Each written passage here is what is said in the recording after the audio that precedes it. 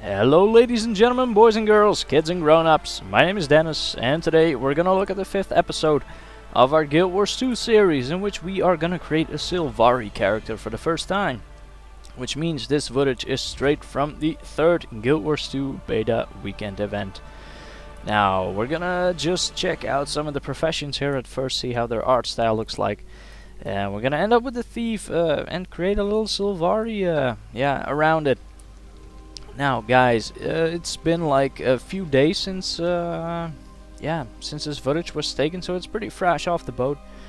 And we're gonna, I'm just gonna be walking you guys through some of the options that you have for character creation and some choices that you can make that really set the personality for your character at the start. So here we go, we're going off with the physique stuff. You can really like create your own plant kind of person here, which really looks pretty fun. I haven't seen like exactly something similar yet to like traditional role-playing games.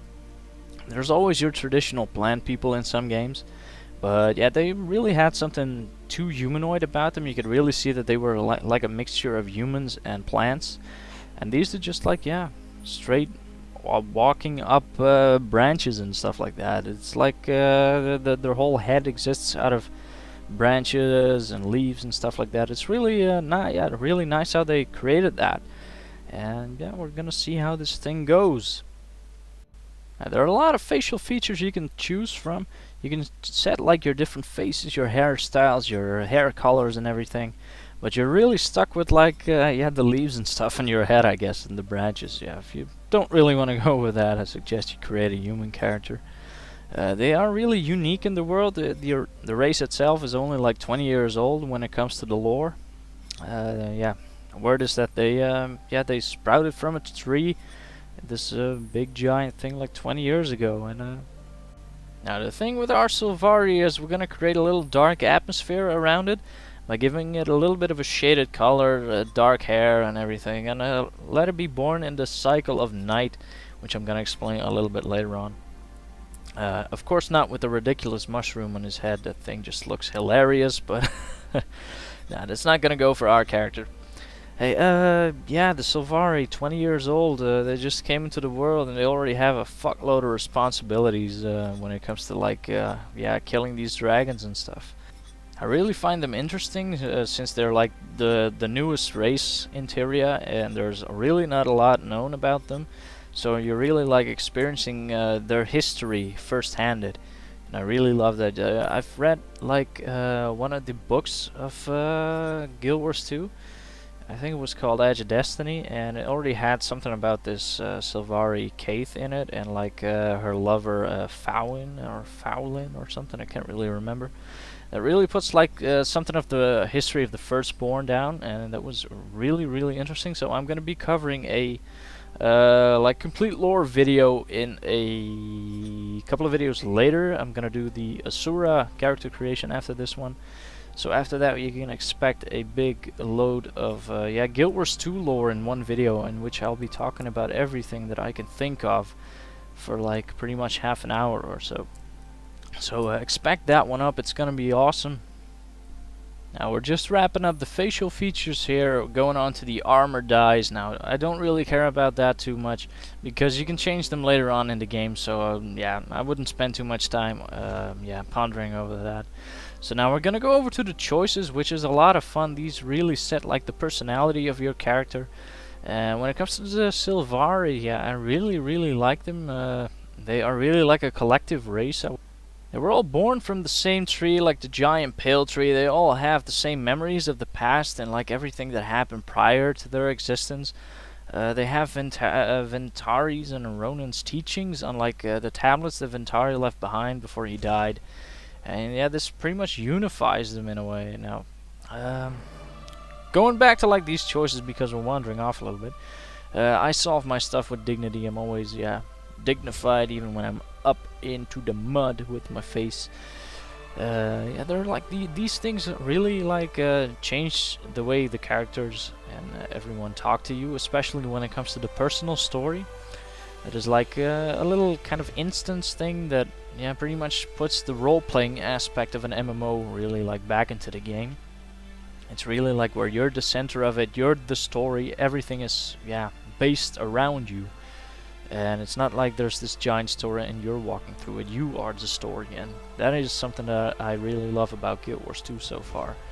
Now, like I said, I was born under the cycle of night, because I'm like a very dark, badass Sylvari that likes to cut things up, because I am a thief. And there are other choices as well. For example, if you're born like under the cycle of dawn, you try to solve your things with words by being a political guy, or just, yeah, being able to talk your way out of stuff. If you're born under the cycle of noon, you pretty much face your problems head on with a bit of violence here and there and stuff like that. Under the cycle of dawn, you, yeah, pretty much want to learn everything you can. You're like a scholar, a natural learner, stuff like that. And on the night, you're pretty much like an individual, questioning everything, life, and stuff like that. So that's pretty much our character, guys. Hey, I'm wrapping up the video for now. There's gonna be a last cutscene here. You can enjoy that. See, like the changes, reflect like the choices we made and stuff like that. So enjoy that last part. I bid you all farewell for now. I want to thank you all for watching, and take care. I am Sylvari.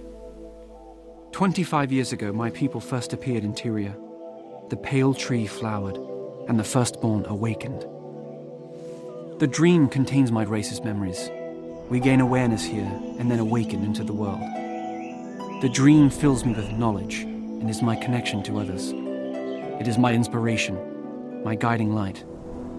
While here, I have discovered my purpose: to face evil and destroy it. Even now, I sense my destiny calling me to awaken. My time is soon. Nature and goodness are under siege. All life hangs in the balance. If Tyria is to survive, it will need us. If we fail, the dream will be consumed by nightmare, and Tyria will wither and die.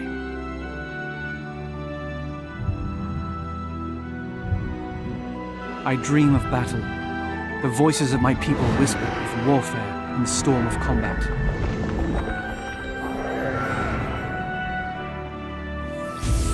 I see a knight in armor, fierce with challenge. He offers me the gift of courage. The dream hints at my future. I see friendly faces, good and noble folk. They need me. I must keep them safe. A devouring force threatens all of Tyria. I will stand against that danger. On this, the eve of my awakening, I feel fire in my blood. And yet I sense darkness approaching. Something intrudes upon the dream. It blocks the path to my awakening. Before I can enter the world, I must first face this evil and vanquish it.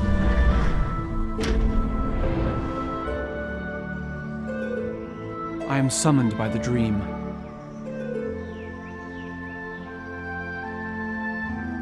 This is my story.